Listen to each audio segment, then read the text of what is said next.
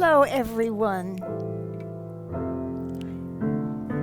My name is Beth Green, otherwise known as Granny Rocks. And my name is James Maynard, otherwise known as Sweet Baby James. Uh-oh. And welcome to Lighting the Way. There we go. Get that Sweet Baby James into the picture. Granny Raps and Rocks. Granny Raps and Rocks, that's right. So I'll be doing the chat tonight, so please chat with us. I'll pass it on over to Beth, and she'll talk directly to you if you're here live in person. And if not, you leave your comment, and later on, I will answer you whenever I get your message. So tonight, I want to talk about co-creation. Now, co-creation is the way the world works. But we don't necessarily like it. So I want to talk about why we don't like it and what we can do about it. Okay? And did you want to define it? Do you want to, I'm going to talk about that in a minute. Yes. Okay, then. Yes. That'll come a little bit later. So I want to give you an example of co-creation and what we think instead. Some of us think we have no power. We're just like, dominated by the universe, and that's just the way it is. And some of us think that we can really do something about something, and we're really powerful and all of that stuff. Or that we should be. But the fact is, the world is based on co-creation, and I'm going to explain exactly what I mean by that in a moment. So, I want to give you an example. Look, we already have some friends saying hi. Yes. Oh, here we have Elizabeth who says hello and sends a big wave and a heart of love. Hello, Elizabeth. And Amy says hi, Beth and James, and sends a couple of hearts of love. Thank you, Amy. Hello, Amy. So nice to see you guys. Okay. So, first I want to tell you that this is all based on my book, Living with Reality. Ugh. It's quite a weighty tome. Oh my God. Don't be scared off. It's all very simple, common sense kind of thing. But this book you can read free on our Healing Arts Network. And I put in the link to the healingartsnetwork.org, and you go to the channel called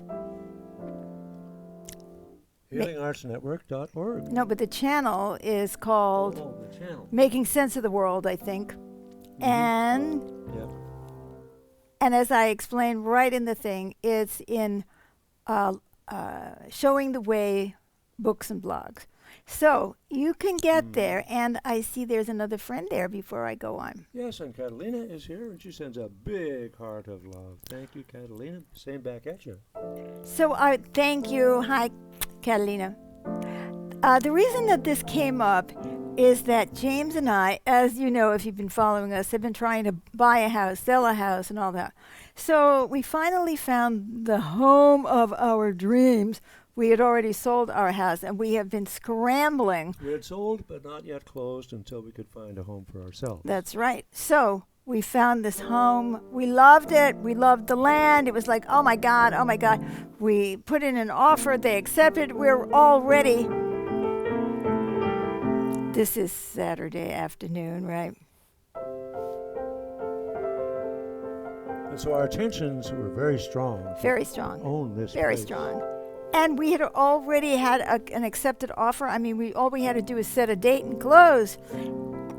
Oh, Karen look. says live and in person, and she sends a friendship love and sparkling heart of love. Oh, hello there. And Tracy, hello from India. Oh my God, Tracy's here from India. The flag of India and a sweet hello. That's awesome. See, Tracy doesn't live in India, but she's traveling. So this is great. What a great group of people. So we're thinking, oh yeah, we're going into the inspections and all of that. And then we find out on Monday morning that the people who bought our house decided to just like, they didn't want it anymore. They wanted another house, and they dropped out. And here we were with the house of our dreams. that fell out of escrow. That we had to fall out of escrow because we hadn't sold our house yet. So it was like, "Rah, yeah." I thought we manifested that. Right. So James and I had a little bit of a difference. We did. Just- I was pouty and sulky and upset. He was. I was upset too, but I wasn't pouty and sulky. But anyway, the point was that James had in his mind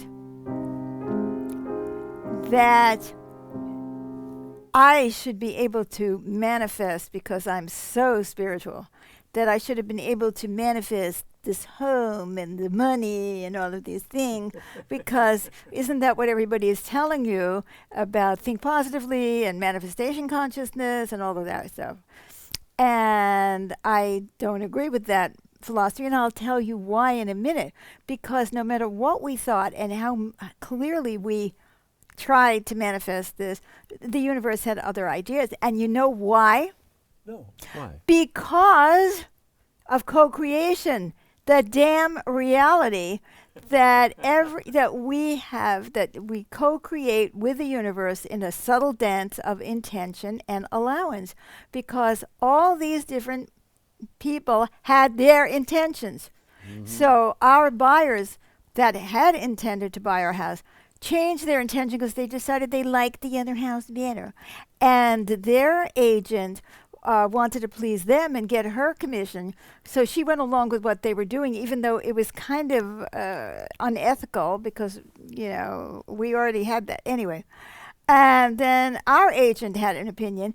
And now the people who were selling us their house that we were trying to buy, they had an intention of actually closing an escrow with somebody, and that you couldn't do that with somebody who hadn't sold their house.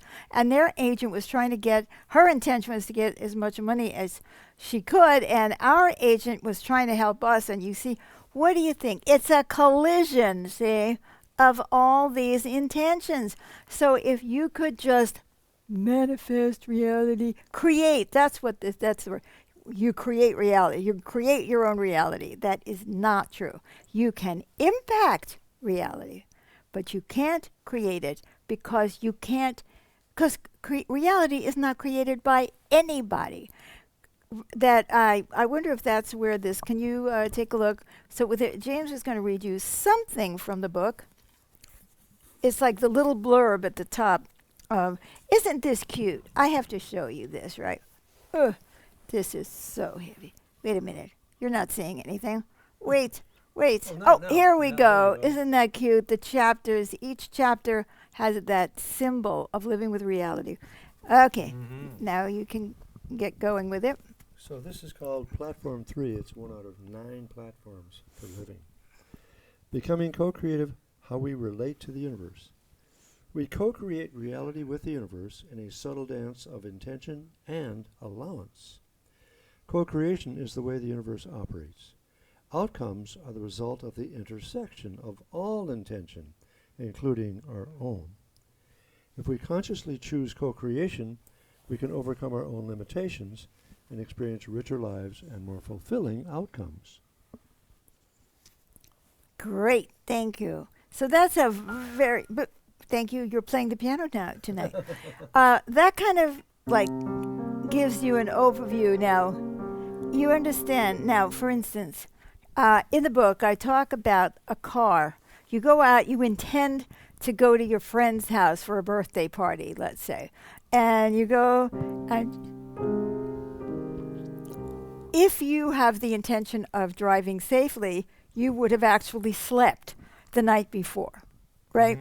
Or you would put, charge it up with the electricity if you're in an EV, or with fuel if you're at a gas car. And maybe you would even have cleaned the windows so you could see. And you've left in time, so you should be able to get to the party. I mean, you've done everything, right? This shows a very devoted intention. Now, if you do not have a devoted intention, what do? You oversleep. How many times do we have internal stress? Like, I don't really want to go to that birthday party. You know what I mean? Oh, I don't want to hurt her feelings. And oh God, can I just sleep a little longer so you don't get up in time, or then you get all caught up in what you're wearing. Or stuff. Oh my God, is he going to be there? Is she going to be there? How am I going to look? By the time you leave, you're a nervous wreck. You haven't slept and you didn't eat. So there you go. Now you got, but now let's say you're the first guy who's really, really intending to get there in a timely fashion, and you get in the car, and all of a sudden, you have, through no fault of your own, because you have not been drinking or using drugs, you have a head-on collision. And what is going to happen to your intention? Whoom! Out the window. Out the window. You're stopped complete. I mean, you have a head-on collision, dude. You ain't going nowhere, That's right? Now, supposing you're going down that same road and the person who hits your car hits you from the side. Whoop, whoop. Are you going to be going straight? I don't think so. You're going to be going whoop. Or if you're hit from some angle, that's going to change your trajectory. You're going to go whoop. Or if somebody hits you from behind, you end up going faster than you expected and you hit the car in front of you, right? Now, did that have anything to do with your intention? Now, don't try to tell me that it does. You really intended it. You proved it in your behavior that you really intended to get to that birthday party. So what happened? You get hit by a car, and you might end up in the hospital, or your car ends up in the car hospital. And you are late, or you never even get there, or you're dead, possibly. Mm-hmm. You know, there it is. So that car incident shows you that you can go smack dab. If you are the same size as the other car that hits you, you're going to be both stopped. You know, if you're hit by a semi, you might get pushed out of the way. But, you know, so it even depends not only on how you've been hit, but what's hitting you, how big it is, how big you are, and all that. So that's the way it is in life. You can get collided with, and you just like, oh my God, this guy had intention of getting into the same spot that I did, and he has just hit me, and I either do or do not get out of that car, right?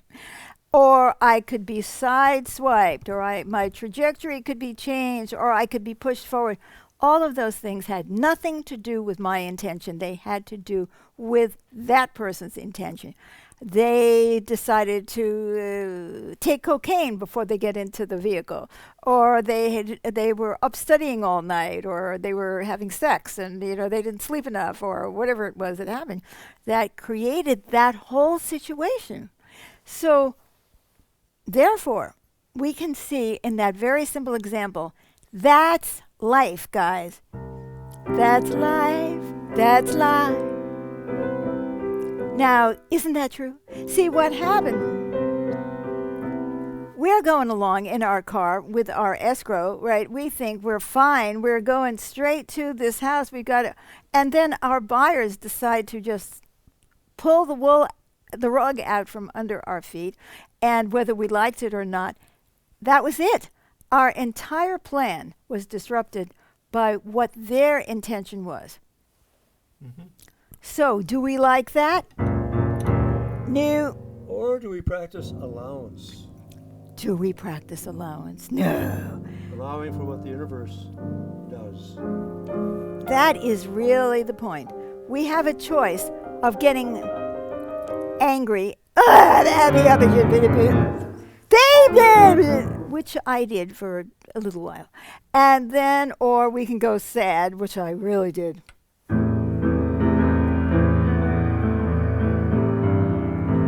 Or we can blame somebody.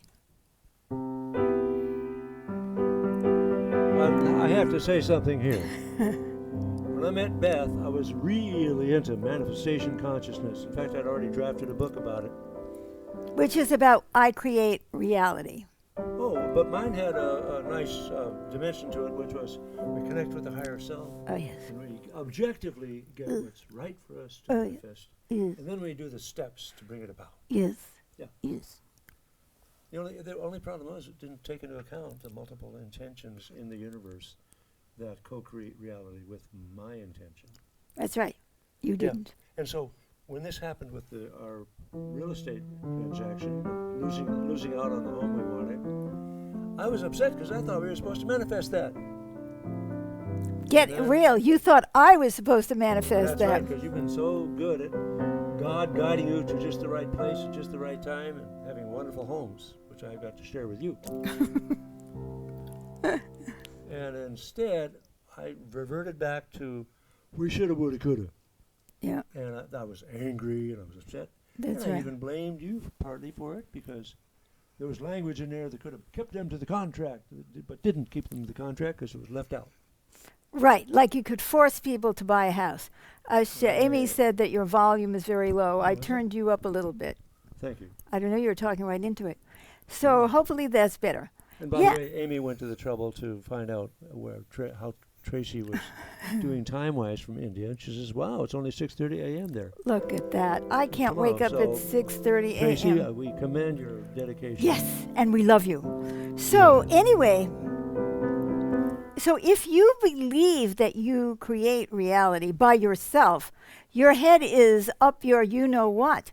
Because nothing, we never do anything by ourselves, and I'm going to get to that point in a moment. But what happens, and this is what James is demonstrating, is we start feeling like, oh, I did something wrong, or they did something wrong, or she did something wrong. There's something wrong with me, with us. Tracy says, "LOL, glad to be here with you." Oh, yes. Ooh, that you can even think at 6:30 in the morning. So,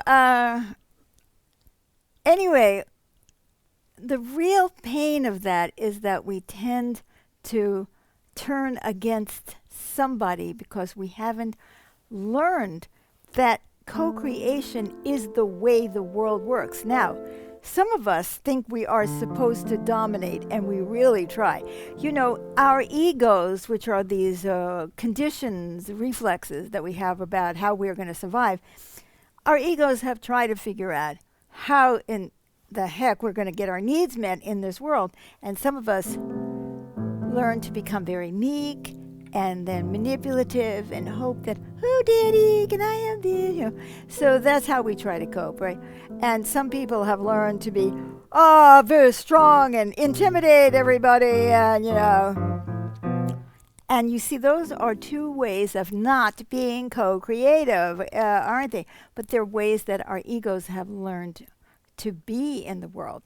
Now, let us say that we say, okay, first of all, the way that I was describing, like that accident, that's what I call unintentional co-creation. We didn't mean to co-create with that other car to have that accident, but it happened because that's the way life is. Just like we did not intend for our buyers to drop out, right?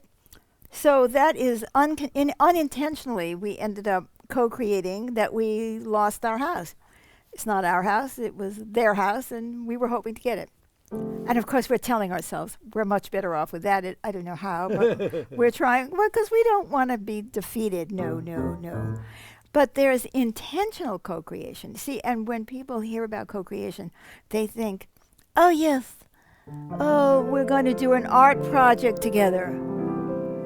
And it's going to be so wonderful. And, you know, and that's the kind of co-creation we want to do. Or we're going to do a science project together and come up with a cure for cancer, which is, in fact, what happens. All science is a co-creation of so many scientists around the world doing simultaneous work or developing tools that allow. See, we have this ridiculous idea that we actually do anything by ourselves.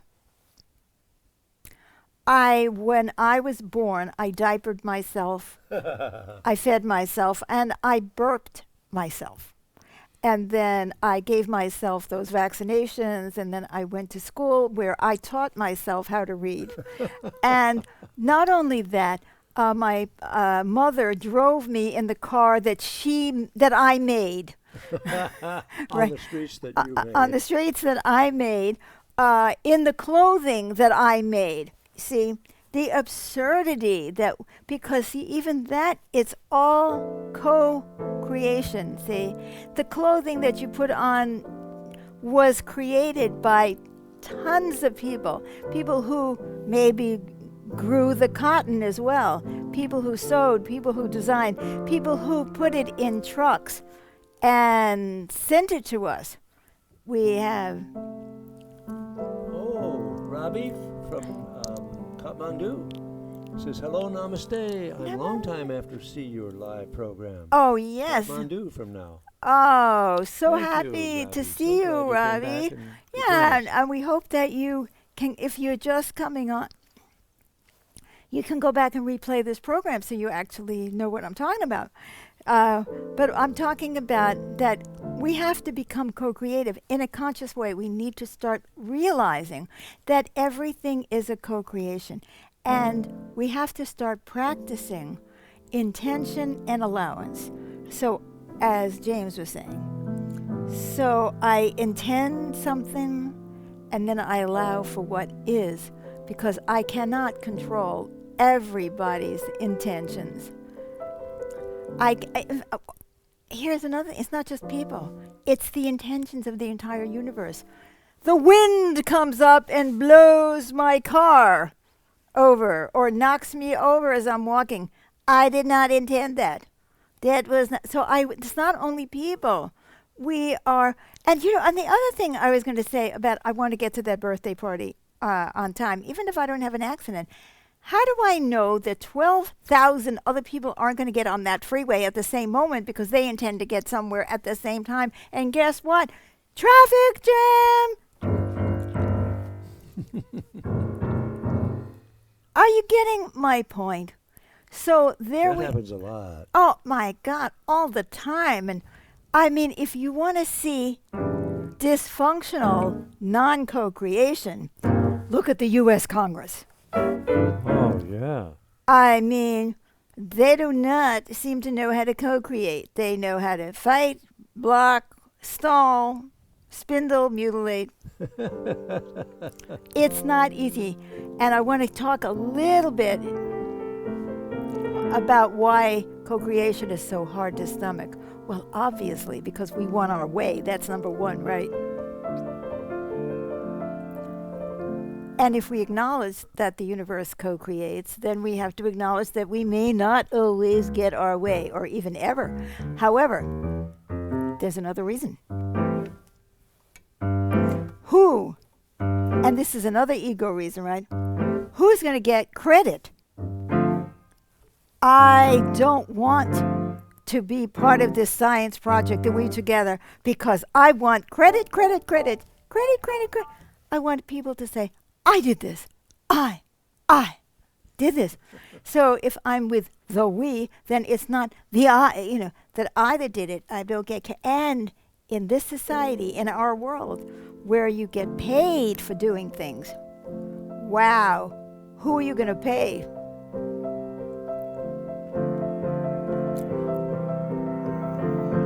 So in a world like ours, where everything is about, I did it, look at me, and how much am I going to get paid, and all of that, it is extremely difficult to be co-creative, isn't it? Yeah. It goes against the grain. It goes against the ego. And we know we can't live without the ego because the ego tells us so. And the ego does not want to co-create. The ego wants to dominate. The ego wants to tell us what to do and how to do it. So, I'd like you to think about these points. And here's the book, Living with Reality. It is free. This book, I just gave you a snippet from this book. It is written in the most simple, down-to-earth, clear form. I actually it took me 9 years to write this book. 9 years, because I had to practice. This is actually a program where you go through 9 stages of growth, right, of development. Exactly. There's an introduction and all of that. It's very important, the introduction, but then you actually get into the platforms for becoming ourselves and for advancing, and it just goes through it step by step, and it's so simple to follow, and you can take it and you can make a study group. Or you can intend to do a study group, and then you invite all your friends to do the study group, and none of them come because they didn't want to do it. I just want to say one more thing about this. This is truly a manual for self-transformation. It'll change you. It does, if you practice it. Yeah. So go through it slowly, and it's free. Free, you know that. Free download. Free. The Healing Arts Network. Network.org, and the link to the healingartsnetwork.org is in here. The name of the book. It's in the section called Making Sense of the World, and I wrote all of this down in the thing. So I loved co-creating this show with you tonight. Yes, with people all around the world. Yeah. And by the way, 2 of these people were calling from tomorrow. ooh, the How about them future apples? reaches back to us. So I hope you enjoyed this program. If you did, please like it, love it, follow our page, share it with people. People need to learn about co-creation. We need to not feel ashamed that we cannot control what happens to us, that we can't really control much of anything, and that we need to get clear about what our intentions are. We need to see when we have inner conflict, and we can try to clean that up. But we also have to allow for what the universe is going to determine for us. Otherwise, we spend our whole lives with our stomach in knots, and that is not a good way to live. Say no to knots. No to not. Not no. No nuts. Not So more nuts. we are going to be back next Wednesday night for the next Lighting the Way Granny Raps and Rocks, and who knows what we'll be talking about next time. And that's at 6:30 p.m. Pacific, and on Thursdays at 7 p.m. Pacific time, we do a program of live music where we improvise together. Yes. And that's a co-creation. Yes. So please come back. Come back next Wednesday for another Lighting the Way, and come back next Thursday for Magical Improvs, and share this program and share the love, and let's get better at co-creating, shall we? Mm-hmm. Yes. Bye-bye. Bye-bye for now.